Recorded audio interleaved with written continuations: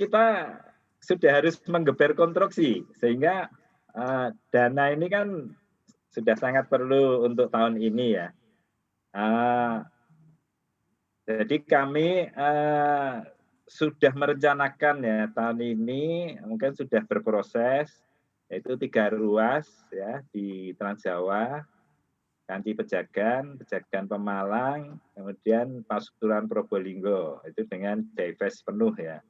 Kemudian ada skema Dinfra itu dengan porsi 70% ya kira-kira di ruas Becakayu dan Bocimi. Nah, ini sudah kita targetkan untuk tahun ini, Mbak Maria. Oke, kita lihat ke target-target nih Pak di tahun 2020 di tengah pandemi nih yang ada yang mungkin kita sama-sama tidak duga kondisi ini terjadi di seluruh dunia, tetapi seperti apa Waskita Toll Road kemudian melihat target-target begitu sampai dengan akhir tahun begitu ya, revenue, laba bersih mungkin apakah ada yang di review apa mungkin ada yang dirubah begitu ya karena tidak sesuai dengan apa yang diharapkan dari awal. Seperti apa nih Pak Herwin? Nah, pasti target-target itu dengan nyawanya insan tol itu di revenue traffic. Nah, dengan adanya dampak pandemi COVID, ada penurunan drastis. Nah, ini kita mengevaluasi memang, misalnya secara 3 bulan pandemi ini masih berlangsung. Kemudian kita evaluasi 6 bulan, bagaimana dampaknya. Kemudian juga 9 bulan. Nah, ini sehingga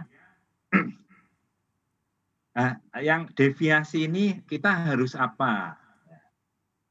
Ya, kita bersama-sama dengan asosiasi tol memang sudah melakukan berbagai usaha, diskusi, baik dengan regulator maupun perbankan. Ya.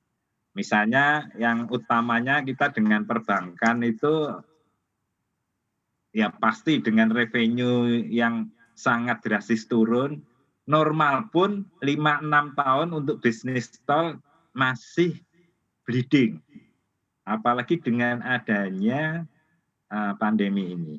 Sehingga kita untuk menutupi atau mengantisipasi penurunan ini pasti minta relaksasi ke perbankan yang sudah menjadi mitra kita selama ini. Misalnya ya, kita minta relaksasi dalam medium April 2020 sampai Maret 2021. Terus kemudian kita juga bagaimana kalau penurunan suku bunga yang kita evaluasi yang ideal adalah di 7%. Okay. Ya.